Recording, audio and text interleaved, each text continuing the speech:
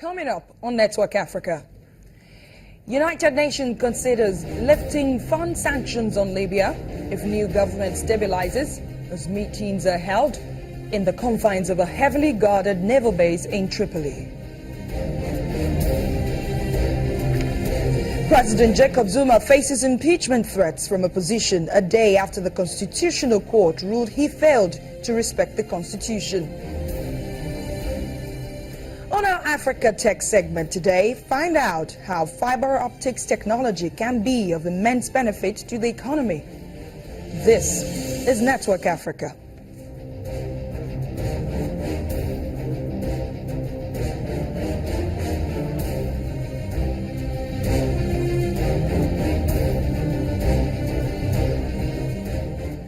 Welcome to Network Africa. I am Adeshewa Josh. Libya's newly installed UN-backed unity government has finally held its first meeting with local officials just a day after arriving in the capital Tripoli to officially occupy the seat of government. The meetings were held within the confines of the heavily guarded Tripoli naval base, where the 7 presidential council members, including Prime Minister Fayez Sarraj, were present. The new government is opposed by the coalition that controls Tripoli, and over recent days, the city's airspace was intermittently closed to stop the new government, which has been based in neighboring Tunisia, from arriving by air. But in its resolve to stabilize the new government, the United Nations says it is considering lifting sanctions on Libya's sovereign wealth fund if a UN-backed government can regain control of the country. Meanwhile, in a show of support to the new government also, 3 Libyan political leaders opposing the UN-backed unity government have been subjected to European Union's economic sanctions. We're trying to understand what happened and what's been happening in Libya. VOA's Edward Iranian joins me from Cairo with more on the story. Thank you so much for joining us on Network Africa. My pleasure. We know setting up this government was one big challenge to the international community, but stabilizing it appears to be even more challenging because of the coalition that controls Tripoli. Talk to us about this coalition. Who are they and what do they want?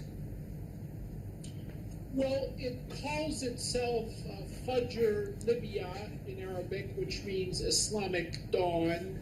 It's composed of military, militia commanders, militiamen from various towns, including the largest town along the coast near Tripoli, Misrata. The prime minister of the non-recognized government in Tripoli, Khalifa Gouail, is from Misrata. And it's apparently starting to break up because militias from a number of towns in the west of Tripoli have pledged loyalty to the new UN-brokered government. The Arab media, Arabia TV, had a video of what they were calling the 10 towns that were supporting the new government, and those are major towns along the coast to the west of Tripoli, Zawiya, Zawara, and they are, the mayors of those towns, Sabrata as well, are saying that they support the new government. Now, in the east of the country, part of the problem, and this does not entail the Islamist militias in Tripoli, but the parliament in the east, the internationally recognized parliament in Tobruk, has not officially recognized the new government. It's said it recognized the new prime minister, but not his government. He had initially proposed a government of 32 members, and then they said they wanted a smaller government. He did name a smaller government, I believe, of 16 ministers, but they didn't officially approve it. Now, according to the Arab media, several Arab news channels, they have a majority in the parliament in Tobruk, but the Speaker of the Parliament, Aguila Saleh, has refused to meet to discuss the new government when they were supposed to meet. I'm not sure, that may not entirely be true because they may not agree on the names, especially of the defense minister. That's one of the key sticking points. But in any case, the UN, or the European Union that is, has decided to slap sanctions on that Speaker of the Tobruk Parliament, Aguila Saleh, as well as the leader of the government's non-recognized government in Tripoli, who apparently, according to the Libya Herald newspaper, has fled to his hometown of Misrata, which means that the non-recognized government is starting to collapse. So, Edward, what comes to mind immediately from all of these explanations is that were they not involved in the negotiation process that the United Nations, the European Union, over the past years put in place to get to this point in the first place? Because if they're putting up such a suppression against the new government, which looks like everyone is accepting and want to start work, then there's something fundamentally wrong. Well, I think there are a lot of power centers in Tripoli. That's the problem. You've got probably as many towns as you have in Tripoli and that many power centers, including various militias where certain towns have more than one militia. Not to mention all the different tribes, and the tribes, some of them are split among themselves as well. So you've probably got, and I've heard this from Egyptian officials, and I really don't know, I haven't counted, like 500 different power centers in Libya. And clearly not all of them agreed to this new UN-brokered government, which was approved in Morocco back in December.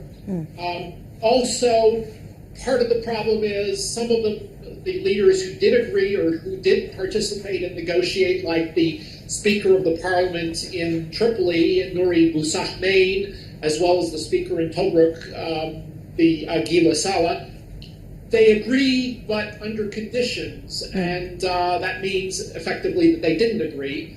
But it seems like the parliament in Tripoli, which no one recognizes, the speaker, Nouri Bousahmain, has also fled to his hometown of Zawara, which supports the new UN-recognized government. So he appears to be neutralized as well. So a lot of the forces who were opposing the government appear to have been neutralized just by the populations and the political leaders of these areas that they live in. So now the question is, the unity government has obviously been saddled with the responsibility of enforcing its control, because obviously not everyone will agree, but if a larger percentage agrees to this arrangement, then it's just right, like the UN says, go ahead and gain control of your government. In return, the UN Security Council has pledged to lift an asset freeze on the Libyan Investment Authority. Is this government able to negotiate its way into establishing a democratic government, or is this elusive? Well, Libya, even after World War II, was divided into three different areas. The east of the country, Cyrenaica, Tripoli, Tripolitania, to the west of the country, and Fezzan down in parts of the desert area.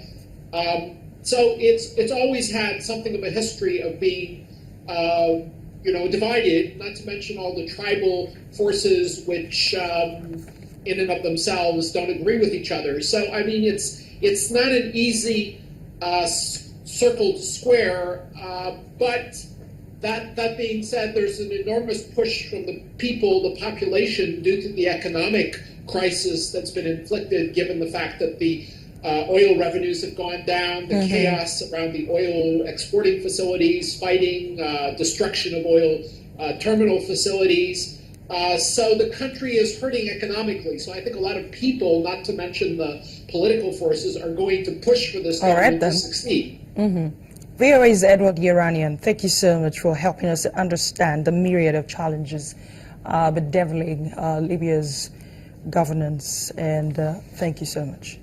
My pleasure. United States Ambassador Samantha Power has met with families affected by sexual exploitation and sexual abuse of the United Nations peacekeepers in the Central African Republic. There have been reports of families who spoke of daughters who had been raped or had relations with MINUSCA soldiers when they were very young and now have to live with terrible stigmas as the soldiers have gone back to their countries with no accountability. Earlier this month, the Security Council adopted a resolution drafted by the U.S. endorsing Secretary General Ban Ki-moon's plan for tackling the issue of sexual abuse committed by UN peacekeepers. We talked to the families about what had happened to their daughters, who in many cases were raped by MINUSCA soldiers, or who had relationships with MINUSCA soldiers when they were very, very young, and who are now left carrying terrible stigmas as the soldiers have gone back to their countries with no accountability. The victims are left here ostracized in their communities and devastated by the experience. So we are trying to fix the problem of sexual abuse, and it was extremely important to hear directly from the people who've suffered these crimes. The leadership now is taking this very, very seriously. They've moved peacekeepers away from living, cohabitating with people of the Central African Republic, so that's an important prevention step. But the system still has to improve a lot, because those soldiers who have been accused of rape and sexual abuse, almost none of them have been held accountable. Let's take a break on Network Africa. When we come back, two former senior Rwandan military officers bag up to 21 years in jail on charges of inciting the public. We have details in a moment. To stay with us.